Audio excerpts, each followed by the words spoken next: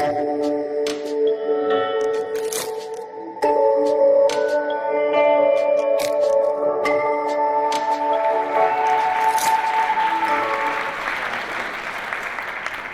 over 20 years, I've had the privilege and honor of working with communities, developing public-private partnerships and trails along the Ohio and Erie Canal Towpath Trail in communities throughout Northeast Ohio. But I have to confess to you that my view of actually developing trails early on was really just how can we connect from A to B? Or that trails are really just for recreation, or for health and wellness, or maybe they're for transportation. But over the past 4 years of working with the Reimagine the Civic Commons project, I have come to appreciate that trails serve a much higher purpose in our community and our lives. Trails provide us with an opportunity to have those type of random conversations with strangers, to maybe pet a dog, or play checkers, or have a pickup game of Frisbee. And in today's society, in which our communities have become much more segregated by race, income, education, and gender, we have fewer and fewer opportunities to have those type of random conversations. And so that's why trails now more than ever are more important to us. And that by working together with communities and residents, we can develop trails that are accessible, equitable, and welcoming for everyone. The project that we work on goes along the Ohio and Erie Canal Towpath Trail. Very similar to the Erie Canal here in New York, the Towpath Trail is where the mules actually pull the canal boats, and we have a 101-mile multi-use recreational trail that for hikers and bicyclists that extends all the way from Cleveland on Lake Erie, 101 miles south to New Philadelphia. We're very blessed and fortunate that much of the remains of the Ohio and Erie Canal and the historic remnants are still intact through both our rural and urban areas.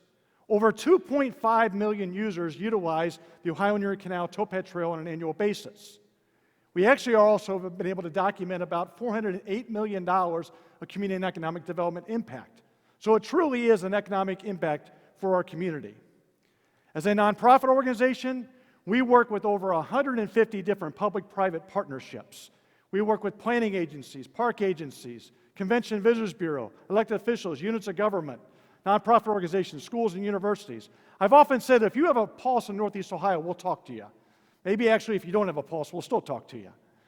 And so we believe that everybody has a stake in what we're working on. But over the past 4 years, we've spent more time developing relationships with neighborhood residents who've really been left behind in the past, whose voices maybe weren't heard or weren't recognized. And so that's really what we've been working on with the Akron Civic Commons project over the past 4 years. In 2016, the city of Akron was very blessed and fortunate to be one of 4 cities selected by local and national funders. Our local funder was the GAR Foundation, and our national funders of JPB, Knight, Kresge, and Rockefeller Foundations. These 4 and 5 foundations are investing over $5 million in 4 major cities across the country to test ideas about how might we create equitable and sustainable trails that are welcoming for everyone.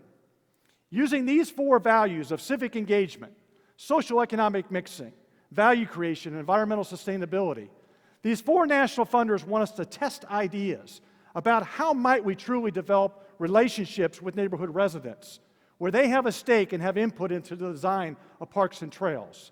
How might we really promote and achieve true social economic mixing, where you have different folks from different backgrounds with education, income, race, or experience? How might we promote value creation? Give those neighborhood residents an opportunity to actually benefit from some of those improvements to those trails and park plans. And finally, how might we turn those residents into environmental stewards so that when we truly co-create, co-design, and co-steward spaces, we really build up a cohort of neighborhood residents to help us maintain these wonderful resources. The focus of Akron Civic Commons has been along a 3-mile stretch of the Ohio and Erie Canal Towpath Trail as it goes through the city of Akron. In some cases, you could probably argue that it's the 3 most challenging miles of the entire 101-mile canal system because it goes through the urban core of downtown Akron, connecting the 3 neighborhoods of the Civic Gateway, Park East, and Summit Lake. In the Civic Gateway, we have these wonderful cultural assets like the library and the art museum. But when we went out and talked to downtown residents and talked to trail users, the feedback that we got was, well, we don't really feel welcome in downtown. And also, we really don't feel safe because it's really not clear where the trail is as it goes through the urban core of our downtown area.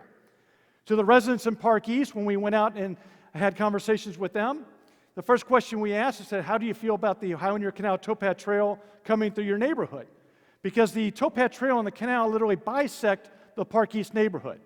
And the Park East neighborhood is comprised of basically 5 different residential neighborhoods, and it's a very diverse neighborhood from an economic standpoint because you have fully owned home ownership, you have partially subsidized home ownership, and you have fully subsidized home ownership. But what we learned through our process is those communities may live adjacent to each other, but they don't connect with each other. In other words, what we learned was economic bias or income bias. Literally, folks were living behind their privacy fences and not interacting with their next door neighbor who happened to be in a public housing development. And so when we asked them, how do you feel about the trail coming through their neighborhood, their first response was, well, we feel like 2.5 million people are coming right through our backyard. When we asked the towpath trail users how they felt about using this space, their reaction was, we feel like we're going through somebody's backyard. What was interesting was, so now we have common ground, that we all are actually feeling the same thing. And so what we learned from that process is, in many ways, the Ohio Near Canal and the Towpath Trail is uniting these neighborhoods, but in many ways, it's actually separating these neighborhood residents. So the question there is, how might we create a sense of stickiness? Give people a reason to linger and spend time in that space. And then at the southern terminus of our project, at Summit Lake, we have this incredible urban lake right in the center of Akron. But unfortunately, I would say at one time, it was a destination for pride and play. During the 1920s, it was known as the Millionaire's Playground. But mind you, it was really the Millionaire's Playground for one group of class of citizens, and that was really white families. Unfortunately, a year later, after the amusement park and the lake was open for swimming, it was closed to swimming because of industrial pollution. And since then, Summit Lake now has this reputation of being not a destination for pride and play, but a destination to avoid. And so our challenge there is, how might we change the perception of this urban lake? Because I would challenge any of us that if that was an urban lake in any community across this country, it would be a destination. You'd see boating, kayaking, canoeing, and fishing. But unfortunately, because of its reputation, that's not how people view Summit Lake. So the question you might ask, well, how do you address all these issues? Well, the usual process would be we would put out an RFP, we would hire a consultant, and then they would basically put a plan together, and then we take it to the public, and we get some feedback, right? Well, in this process, it's completely different. Using design thinking process, we start with the community, we start with the residents and ask them, what do you think? How do you feel about your public spaces? What would you like to see in those spaces? And then you get those ideas and you test those ideas really quickly, knowing that you're going to fail fast. And that's actually really what the funding from the national funders allows us. It provides us with that risk capital, knowing that it's actually okay that we make a mistake. It doesn't have to be perfect right away. So we fail fast, we watch how people use the space, and then we make changes, we iterate. We basically design using the community impact. One of our great partners from Detroit has a wonderful phrase, and that is, they like to do things light, quick, and inexpensive. Actually, in all honesty, they use the term cheap, but I don't like the word cheap. So if you do things light, quick, and inexpensive, you can test ideas really quickly, learn how something works or if it doesn't work. But to be perfectly honest with you, when we started this design thinking process, one of the things we learned immediately was that there's literally decades of mistrust, decades of neglect, because these are communities in which, unfortunately, things have a legacy of things being done to them and not with them, and things being promised and not delivered. And so we really had a gulf of mistrust that we were having to deal with. And so we really had to work hard to build that trust.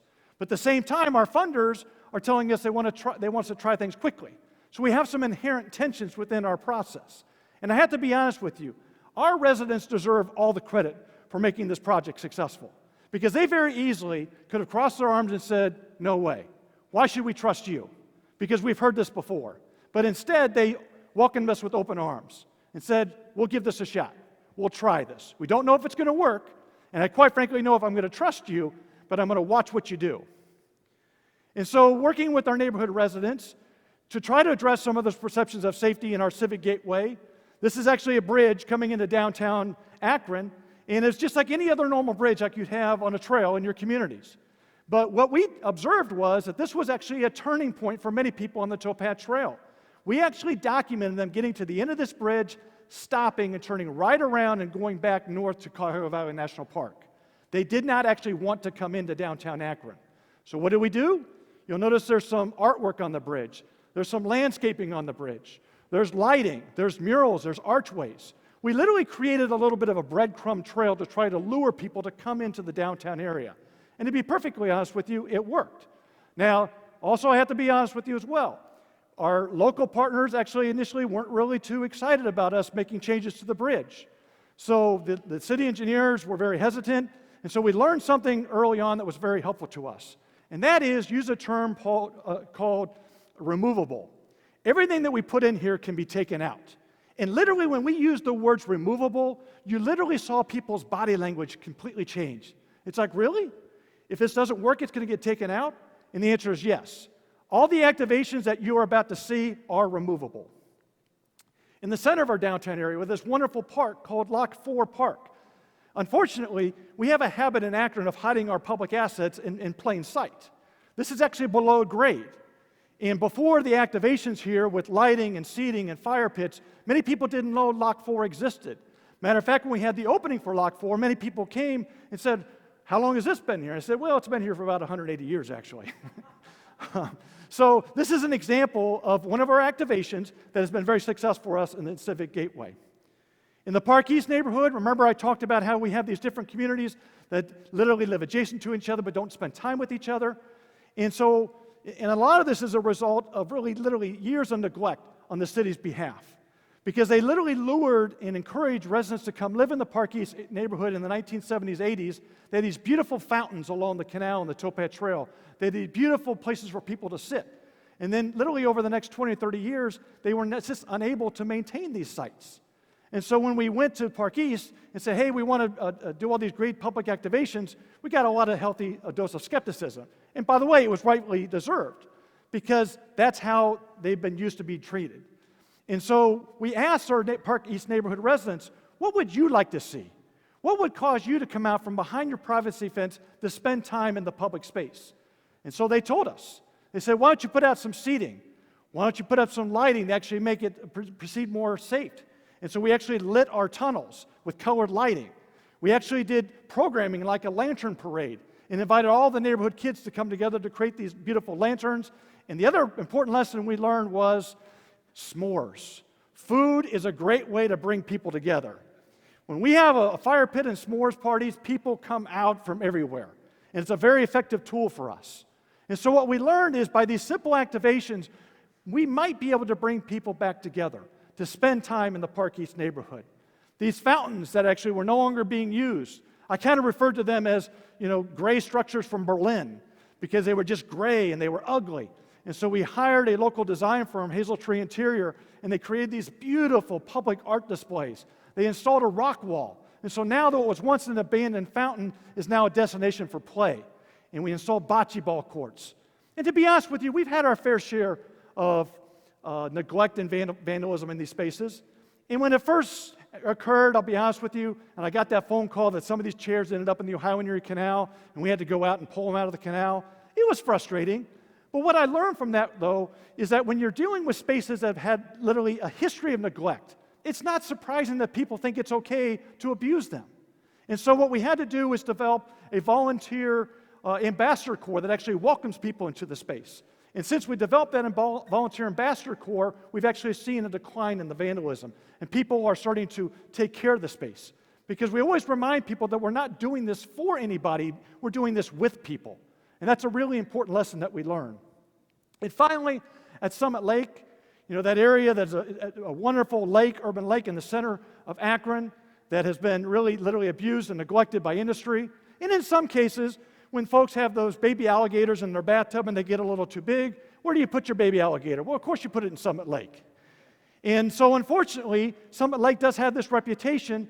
Some people actually refer to it as Scummit Lake. And so we not only have to deal with real abuse, such as litter. We also need to deal with the reputation. And how might we change the perception of Summit Lake? And in talking with the Summit Lake neighborhood residents, what we learned was, instead of looking at it as an asset, they looked at it as a liability, because they couldn't actually see the edge of the lake. They literally were afraid that their children were literally going to walk right into the lake and drown. So one of the first things that we did was clear off a section of Summit Lake, and you see this in this photograph. We literally created a beachhead area where people could actually interact with the lake in a positive way.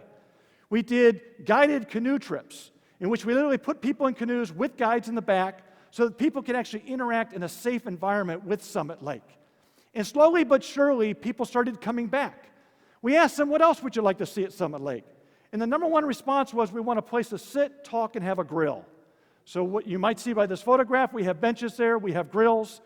And I will tell you, it was very heartwarming, because a lot of these families and residents have a true appreciation for Summit Lake. One of the residents I've gotten to know very, very close, the Salisbury family. And it's a very tragic story, because a member of their family actually committed suicide in Summit Lake. But yet, they were one of the first people to raise their hand and say, look, I want to find a way in which we can give back to the community, because this is my home. I care about this lake. I want to see this as an asset for future generations. We also heard from the residents that they'd like to do something else besides basketball. So working in partnership with Summit Metro Parks, our county metropolitan park agency, we have provided nature programming, fishing, bird watching, Zumba classes, and now Summit Metro Parks is now actually going to be creating a nature center right at Summit Lake to try and provide a much-needed nature programs for the neighborhood residents that they've been asking for many years. So more importantly, what we've learned through Akron Civic Commons over the past 4 years is that truly by developing relationships with neighborhood residents, you can really have the opportunity to make sure that those resident voices are heard, recognized, and valued. Because truly, it's the only way to build equitable, accessible, and welcoming public spaces for all. And to be honest with you, it's been an incredible personal learning journey for me over the past 4 years. As a middle-aged white male, I never in a million years would have thought I would have this opportunity to speak before you today and share with you our Akron Civic Commons story. And working together in partnership with our neighborhood residents, we truly are creating a legacy for future generations. Thank you very much.